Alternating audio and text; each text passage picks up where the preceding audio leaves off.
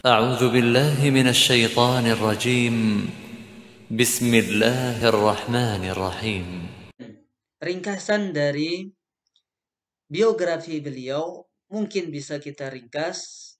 Al-Allamah Muhammad bin Salih Al-Utsaimin, nama beliau Muhammad, nama bapak beliau Saleh, nama kakek beliau Muhammad, dari keluarga Al-Utsaimin. Dan keluarga Al-Utsaimin ini dari Bani Tamim. Ini berkaitan tentang nasab beliau dan berkaitan tentang maulid atau kelahiran beliau.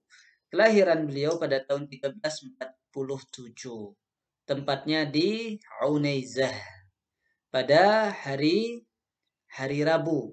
Nah, kemudian beliau juga secara nasab kembali ke Bani Tamim, yaitu kabilah yang besar di Arab.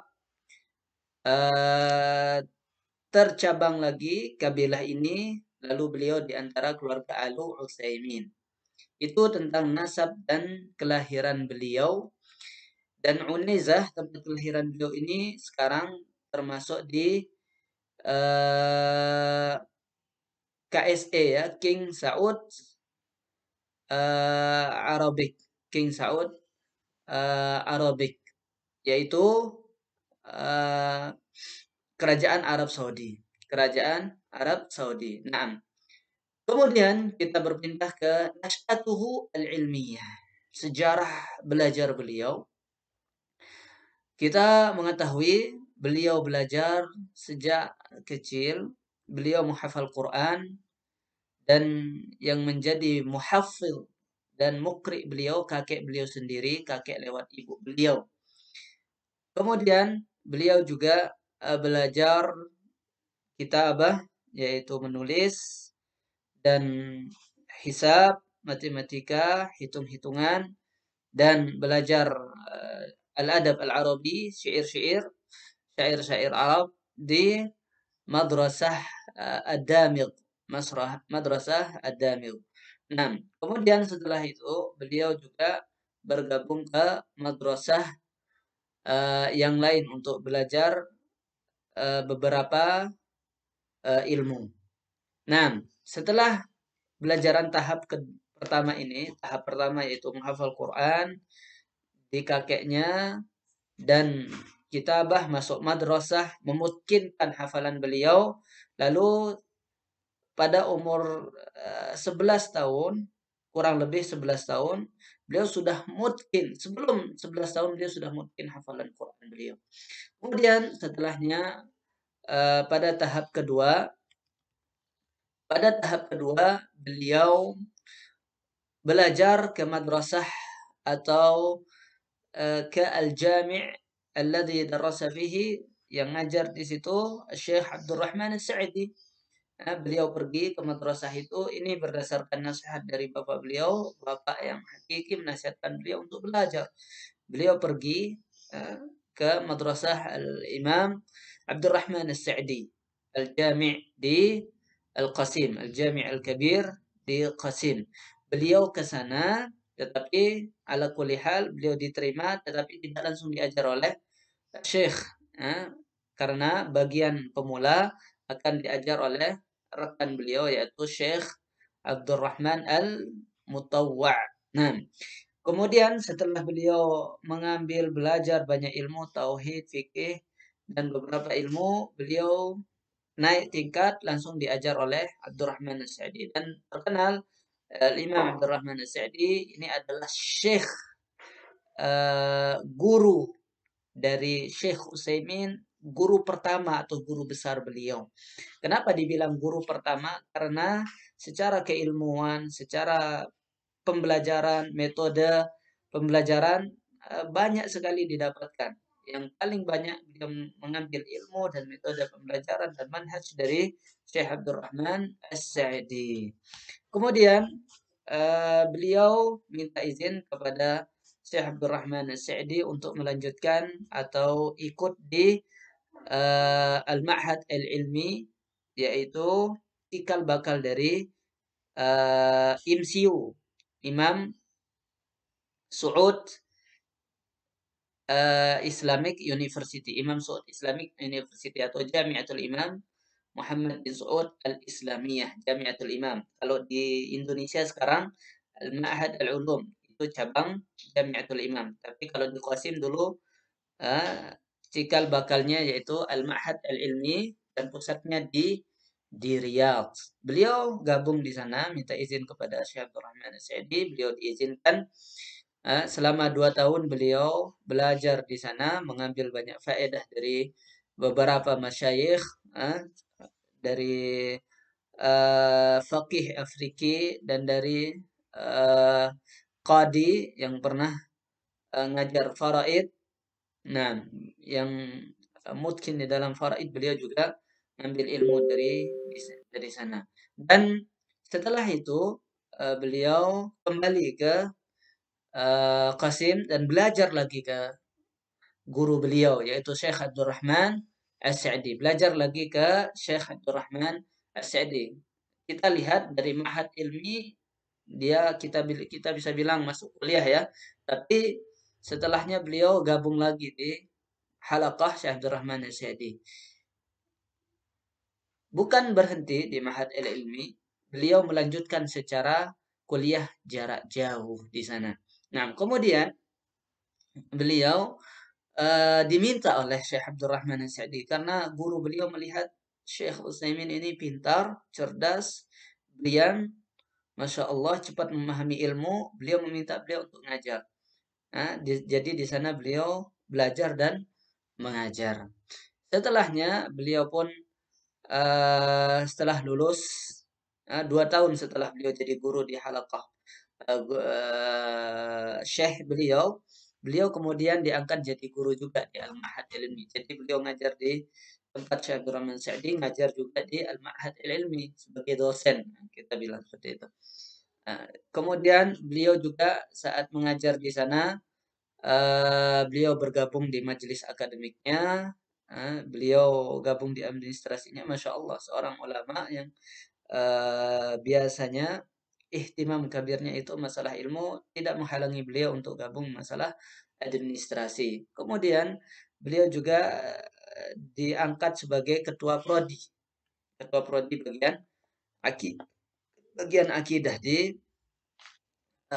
Al-Ma'had Ilmi. Kemudian Ma'had Ilmi ini nanti berubah menjadi Jami'ah Al-Qasim. Ma'had Ilmi awalnya cabang dari Riyadh, tetapi kemudian berubah menjadi Universitas Qasim. Qasim University sekarang. Nah, itu perjalanan keilmuan beliau setelah ini sudah masuk ke tadrisnya ya, dari sejak menjadi guru di Halaqah Syekh Abdul Rahman Sa'di, kemudian menjadi dosen di Al-Ma'had Ilmi, ketua prodi bagian akademik. Beliau juga setelahnya diangkat menjadi setelah berubah menjadi Qasim University, beliau tetap di sana. Beliau tetap mengajar di sana. Selain itu, beliau juga mengajar di perpustakaan yang ada di setelah guru beliau meninggal. Beliau tidak hanya mengajar di satu tempat, beliau juga mengajar di perpustakaan yang ada di Qasim, yaitu perpustakaan ibu kota. Beliau juga perpustakaan kota, beliau juga setelah banyak muridnya, beliau membuka halaqah beliau di masjid Al-Kabir.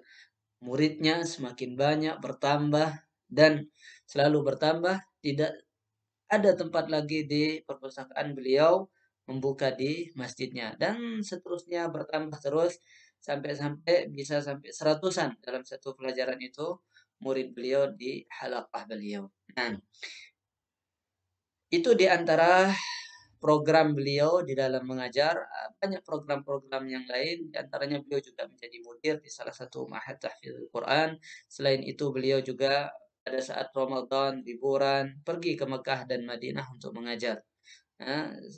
Beliau bergabung di Ta'wiyati Al-Hajj. Ini adalah sebuah panitia haji.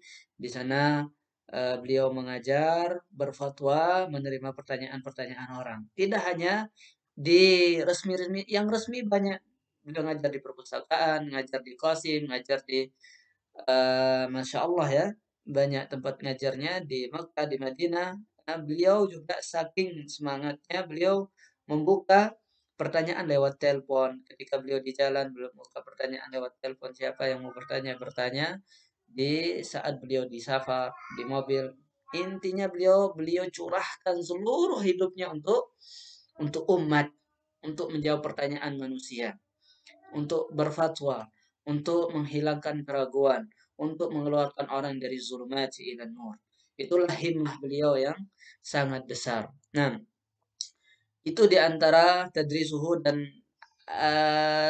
juhud beliau, usaha-usaha beliau yang sangat besar. Kita sudah sebutkan tadi di antara beliau mengajar, jadi mudir, jadi beliau juga pengisi muktamar-muktamar di banyak tempat.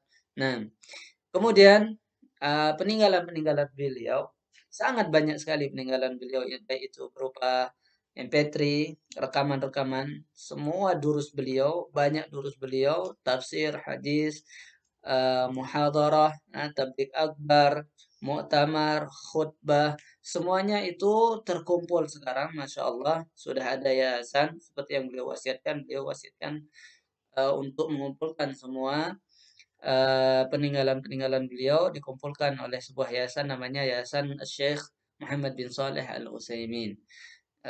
Dikumpulkan di sana, dibuat ada yang seperti aplikasi, ada MP3, ada juga rekaman berupa kaset, ada juga rekaman di YouTube, ada juga macam-macam ya, masya Allah, berupa kitab yang sudah dari muhadarah beliau dijadiin kitab itu juga banyak, masya Allah. Secara kedudukan, kita tahu kedudukan beliau sangat tinggi di dalam ilmu. Beliau digolong alim.